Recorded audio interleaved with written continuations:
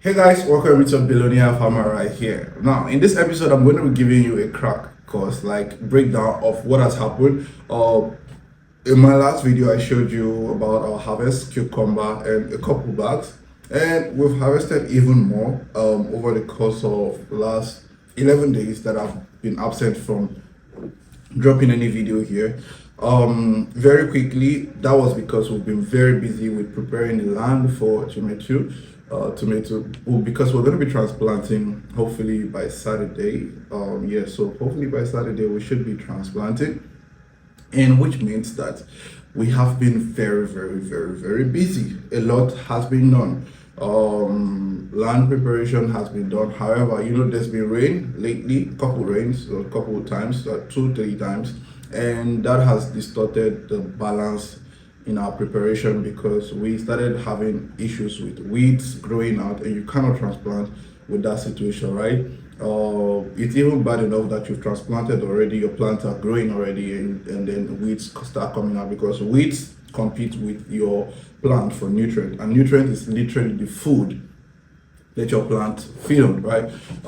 It's already difficult that way, let alone transplanting already on a soil that has been infested, that is covered with weeds. So we had to do a lot, and then we realized that it was quite difficult to weed manually, so we used herbicides. So after using your herbicide, you're going to give it some days before you can actually plant anything on the soil. So that has been what's been happening. But again, my question to you is that from my last video till now, did you take the initiative to plant cucumber, or you actually just watched that video and chilled?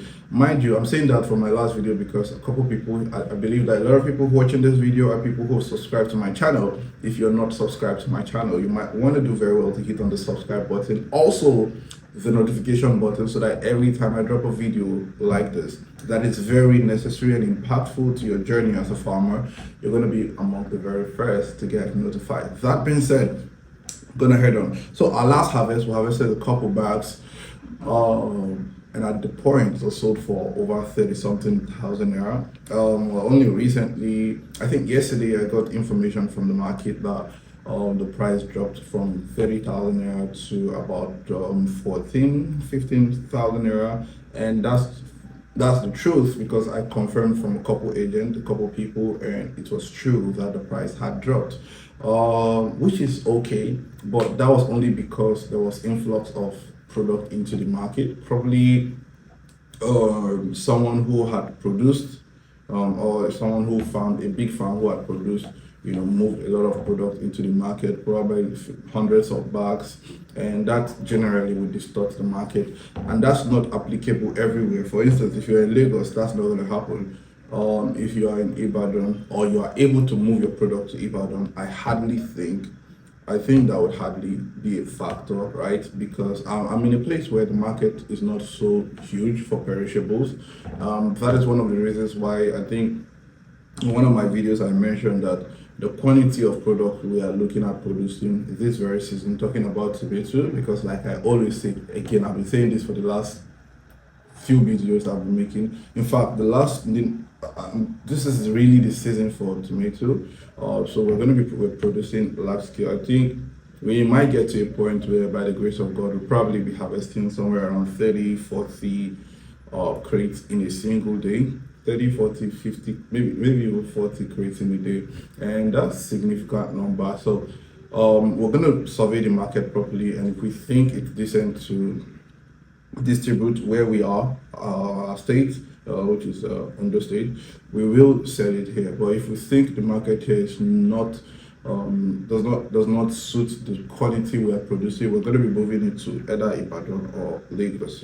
Just fix the transportation and all that. Yeah, so I've been quite occupied with the preparation. Mind you, I'm going to be dropping videos every single day for you on this channel, giving you one tip or the other till the end of this month, because I really want you to take advantage of this farming season. So the single tip I'll give you in this video, I'm going to elaborate on that further tomorrow, is before you transplant your tomato, use a particular, I told you during our land preparation prior that we're going to be applying manure to the soil before transplanting. And then after transplanting, 14 days after transplanting, we're going to be applying our first fertilizer, which is NPK, right? NPK, nitrogen, phosphorus, potassium. We're going to be doing that after 14 days. However, I just learned a new hack, which is you can after imputing your manure into your soil, right, which contains a few micro and macronutrients. Another thing that you need to do is actually add diammonium phosphate. I don't know how to write that, so you see it. Diammonium phosphate is NH3. Just in case you go to the market and you're looking for it and you don't see it, is in bracket NH3 bracket close to PO2. I think my biochemistry is still very good, right? So yeah, that's what it will be, because I'm saying I had to give you the chemical formula, or you'd see it written right on the body. Di ammonium, MNAMMONIUN, phosphate, PHOSPHATE. That's what you would see. So it's very important that you apply this on your soil in addition to your manure before you transplant. It's a pre-planting exercise, right? Now, I didn't do this last time, but like I said, I'm trying to make sure that everything and every mistake I made for people who are following this channel, you do not repeat the same mistake, right? Because I try to inform you. Like I said, the reason why I started pushing out agricultural content on this channel, which was not the intention in the at the start, is because when I started, I was looking for a channel that can actually guide, right? And so channel that I can follow step by step and see what they do and replicate it, but there was none. So I figured, you know what? There might be other people who need this. Hence the reason why I'm creating this. So again, if you've not subscribed, this is a good time to subscribe, to hit the subscribe button. So long story short, you need to apply that because it's very important for the vegetative state. And one of the things I got to understand with farming is that the early stage is very crucial to the latter. A lot of people ignore all of the things. Like just when the plants are now growing up, they start attacking it with foliar fertilizer, insecticide and all that. But what you do at the very early stage is very significant and very, very important. I'm going to give you a quick example. If you give birth to a child and for some reason your child is malnourished from the early stage, it's going to take a huge deal. It's malnourished and he has a distorted shape from childhood. Think about what it would take for you to correct that when the child is already a teenager. You know how they say that if you try to bend a dry fish, it's going to get broken. So you bend a fish before and it's very fresh, right? So that's exactly the same way it is with planting. I think it's applicable to all living things, right?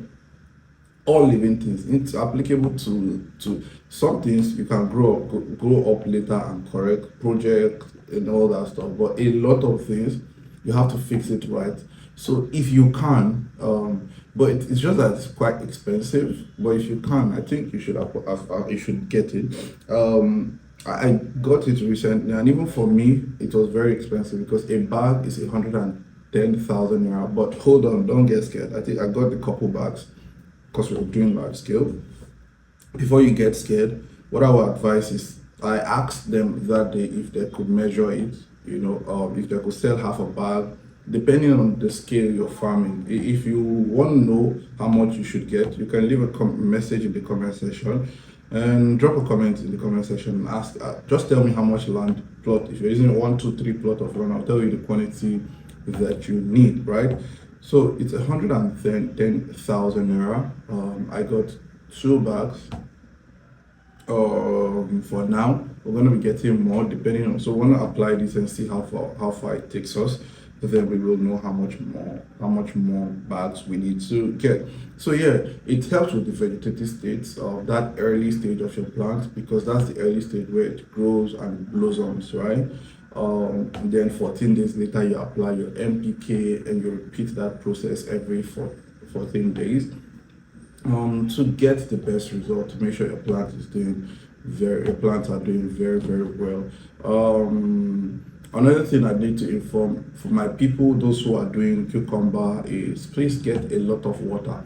Now, I know like I said, this channel is about guiding you and making sure you don't make mistakes. If you're doing cucumber, one of the lapses we had was we didn't have a lot of water, but we were grateful enough, we were fortunate enough that we had rainfall a couple times. I think we've had rainfall like 3-4 times already through the course of the 6-7 weeks it's our plant. In fact, today I had my workers harvest cucumber, right?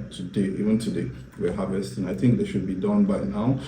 So you need water, because if you don't have water, what will happen to it? Okay, I think I'll drop a picture and in this show you what is going to happen to your plant if you don't have adequate water. So I know I said if you have a portion of land you're not using boron to heat on it, blah blah blah, but please have water. Someone messaged me, someone asked a question in the comment section some days ago, and he was like, if I have is it 3 plot of land, 5 plot of land thereabout, can I use one well? I told him absolutely not. It's not possible. Now, a lot of people will tell you, oh, you can manage one well. Maybe you can manage one well if you're sure your well is has a lot of water. It's not low moderate water, it has a lot of water. Maybe you can manage one well, but if not, I doubt if that is possible, right? One well, and that's also because you're farming during the rainy season. I don't know if you're in Nigeria, but if you're in Nigeria or if you are in the southern part of Nigeria, because it's rainy season here in the north, it's not yet that time. So it's rainy season, so rain is going to, and we're in March right now, and very soon we'll be in April. By late April, May, there's going to be a lot of rainfall, and it's good season, right? So even if you have rainfall today, if it's adequate enough, there's no such English as adequate enough.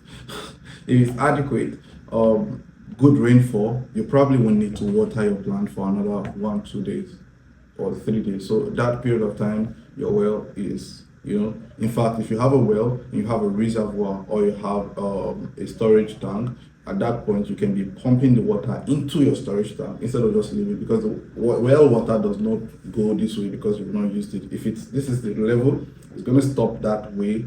Whether you're pumping it or you're not pumping it, it's going to stay that way. It does not fill up the well and comes to the brim. I hardly think that way, because I've not seen that in the 3 well I use so far. So if you have a storage tank or you have a reservoir, smart thing would be, if you have rainfall, you pump the water. These days you're not watering your farm, you pump the water into a storage tank. What you've been able to do is that you've been able to buy 3 more days ahead. So 3 days into it, you can still be using, after the rainfall, you can continue using your well. But for any reason your well has issues, you can just use your storage tank to facilitate the pumping, the watering and irrigation system. Yeah, so that's that for this video. Tomorrow I'm going to be talking about the intricacies of your nursery, or intricacies of building your nursery, of not building your nursery, of making your nursery, how I was able to do my nursery, everything I got, what I did. And it's not too late to do your nursery. Today is, I think, 13th of March, thereabout. It's not too late to do your nursery. I know a very big farmer that is still doing nursery as you speak right now, and I'm even thinking about doing more, right?